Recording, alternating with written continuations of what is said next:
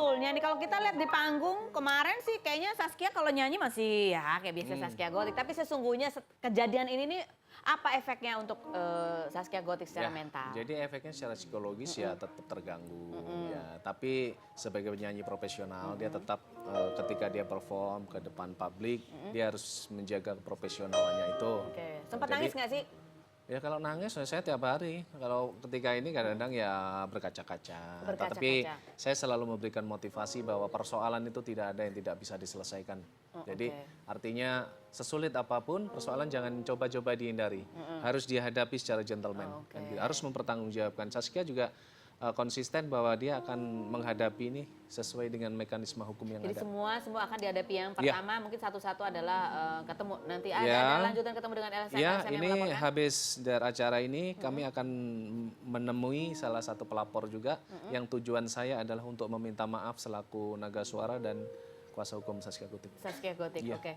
Nah ini benar nggak sih bahwa imbas dari kejadian ini Saskia Gotik kemudian jadwal show-nya juga dikurangin begitu? Iya, jadi sebagai wujud penghargaan untuk masyarakat Indonesia supaya ada memang dari keterangan Pak Rahayu Kertawiguna memang beberapa acara itu di cancel semata-mata untuk menghargai. Jadi dari Naga Suaranya bukan dari Naga Suara. Kalau pembatalan kontrak dari pihak lain ada nggak sih?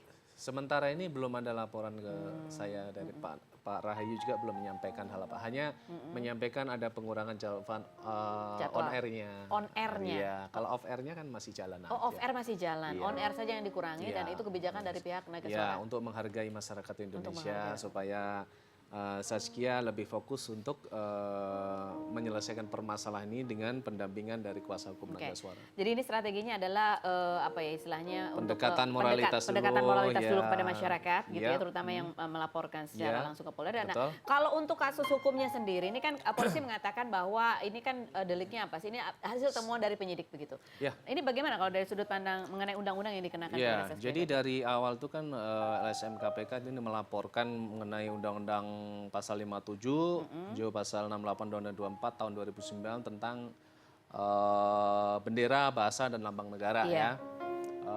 Tetapi ketika proses ke sini karena mungkin legal standingnya sebagai pelapor sebenarnya kalau terjadi itu kan yang dirugikan negara ya. Yang dirugikan negara kalau simbol negara, bendera dan lain-lain ketika terjadi suatu tindak pidana terkait itu sebenarnya kan yang secara sah untuk melaporkan itu kan sebenarnya kan harus presiden kan gitu loh. Gitu. Tapi bukannya negara di dalamnya juga termasuk masyarakat? Ya masyarakat hanya lapor. Tapi kalau pengaduan kan beda toh, lapor dengan pengaduan kan beda. Kalau pengaduan itu harus diiringi dengan proses BAP. Tetapi karena ini masyarakat nih yang lapor, setiap warga negara itu kan punya hak konstitusi untuk bela negara.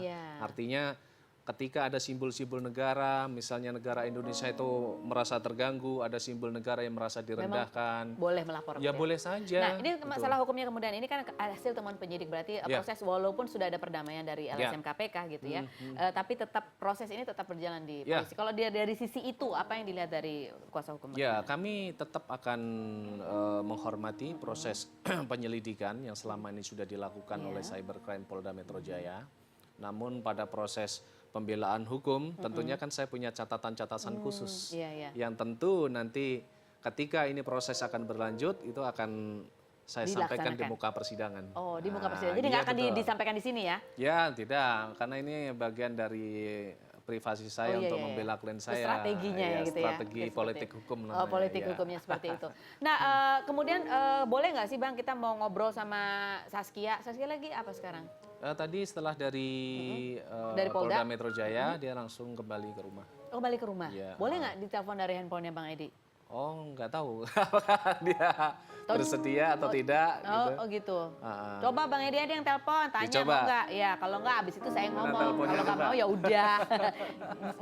Ada teleponnya? Oke. Coba sini. Ada pulsanya kan Bang Edi? Ada. Mana tuh? Like.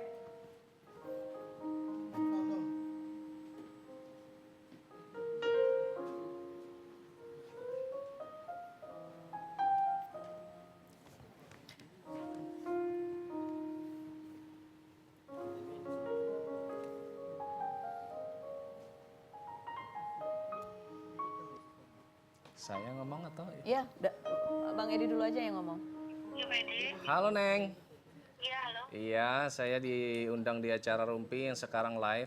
Saya sama Mbak Feni Rose. Mungkin apa ya Mbak Feni mau ditanyakan nih, mau ngomong? Hai Neng. Iya, hai Mbak Feni. Gimana, sehat Neng? Alhamdulillah. Neng, kita mau tanya. Neng, menghadapi kasus kayak gini, apa sih yang Neng rasain, Neng? Sempat stres nggak, Neng? Iya, pastilah manusiawi, ya kan. Neng kan nggak tahu dunia hukum seperti apa. Jadi Neng nggak mengerti itu. Tahu-tahu Neng ada di posisi sekarang ini. Jadi ya stres pasti ada, kaget pasti ada. Tapi ya sudahlah, jalani aja. Keluarga gimana? Komennya gimana keluarga, Neng? Ya keluarga support, semangatin, ya semuanya semangatin. Okay. Insya Allah mudah-mudahan ini bisa baik semuanya. Oke. Sempat ada ini nggak sih Neng, nyangka nggak bahwa ini kasusnya jadi serius sekali, menjadi bahan perbincangan, ada banyak yang melaporkan gitu. Awal-awalnya Neng kepikiran nggak? Ya awal-awalnya nggak nyangka, nggak kepikiran bakalan sebesar ini gitu. Tapi ya ini kan juga ini juga ya Neng, dengan kebodohan Neng, dengan keceplosan Neng, ini bukan main-main juga masalahnya, ini masalah negara. Jadi ya Neng mah cuma minta permohonan maaf untuk seluruh masyarakat Indonesia aja. Neng, ini dan kan pasti ada hikmah. Ini cambukan buat Neng. Ini kan ada hikmahnya pasti buat Neng nih. Sejauh ini Neng apa yang menjadi pelajaran buat Neng? Apa yang kedepannya gimana? Ini pelajaran buat Neng. Ini pembelajaran yang sangat luar biasa buat Neng. Jadi Neng harus ini supaya Neng lebih cerdas lagi, lebih smart lagi untuk di mana Neng harus bercanda dan di mana Neng harus serius. Jadi ini pembelajaran. Jadi takut nggak sih Neng sekarang kalau di panggung disuruh ngobrol gitu, ada rasa canggung nggak gitu? Ya pastilah, pasti yang penting di konsep dulu sekarang ini kalau misalkan live gitu, benar-benar di konsep dan benar-benar jeli ke depannya. Oh jeli, jadi ada Neng, ini sekarang ada yang ngawal nggak? Kalau ini nggak boleh gitu, jangan gitu, ada nggak sih Neng? Ya untuk saat ini ya harus diperhatikan banget, jangan disepelekan. Neng, mau nanya lagi satu Neng, pengacara yang kemarin kenapa nggak jadi sama yang kemarin Neng? Pengacaranya ganti. Ya, itu urusannya Naga Suara lah, Neng mah ikut aja. Oh, ini semua dari Naga Suara gitu ya, Neng ya? Iya. Tapi kalau ini kan ada banyak juga teman-teman yang dipanggil jadi saksi. Gimana, Neng, tanggapannya terhadap teman-teman yang juga ikut dipanggil menjadi saksi dan diminta keterangan?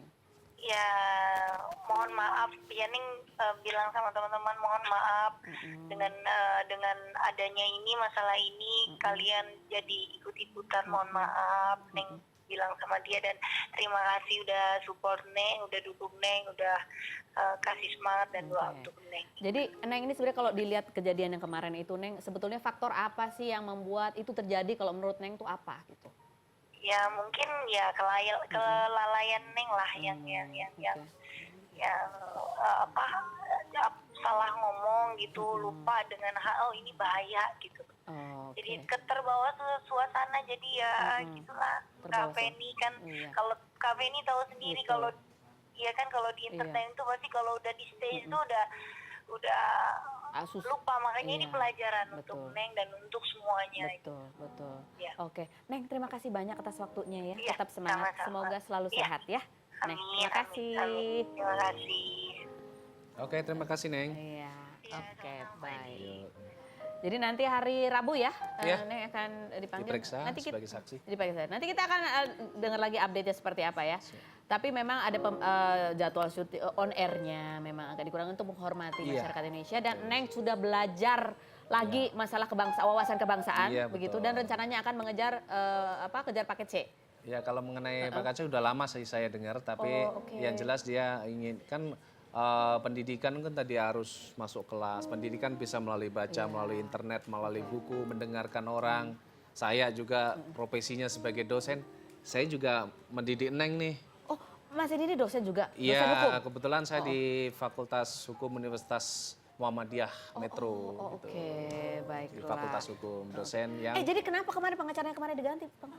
Oh, Bukan diganti, mengundurkan diri. Salah lagi ya, mengundurkan diri. ya. Atau berganti lah, kita nggak tahu ya, berganti.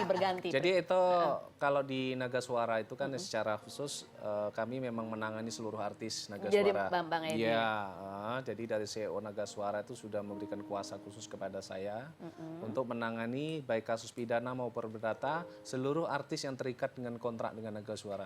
Oh, jadi sebetulnya memang kalau sama Naga Suara pendampingan Iya, Mas Edi. betul. Kemarin Jadi mewakili CEO Naga Suara. Jadi secara keseluruhan. jadi semua perusahaan. keputusan ya yang tahu Pak Rahayu Kertawipurna, begitulah ya, betul. begitu ya. Kalau saya mengikuti karena kan pada saat Neng bermasalah itu kan saya lagi opname di rumah sakit. Oh, lagi sakit apa? Lagi sakit kencing batu. Aduh, mudah-mudahan sehat terus ya. Alhamdulillah, sekarang Hesti kelepek-kelepek apa kabar Bang Edi? Sehat. Sehat ya. Kapan Sehat. main ke sini? Oh gitu ya. Sampaikan aja kapan Hesti. Tapi masih di Naga Suara nggak Hesti kelepek? Masih sampai akhir tahun ini kontraknya. Akhir tahun 2016 ini Iya. kan. Tapi masih nyanyi-nyanyi, off air masih ada. Ya kalau di Naga Suara kan cuti per Januari. Cuti Sampai? hamil. Ya sampai Sampai melahirkan. melahirkan? Iya. Oh, diundang dong ya, nanti undangnya lewat Mas Edi Ribut Ya aja. sekarang coba sampaikan. Hesti, datang ke sini dong. Aku kan udah jinak. Kasih tepuk tangan dulu dong buat Mas Edi. Mas Edi. Kita akan undang satu cowok ke sini. Ini adalah cowok ganteng, cowok tidak kalah dengan Mas Edi Ribut ini. Siapakah dia? Inilah Julian Jacob.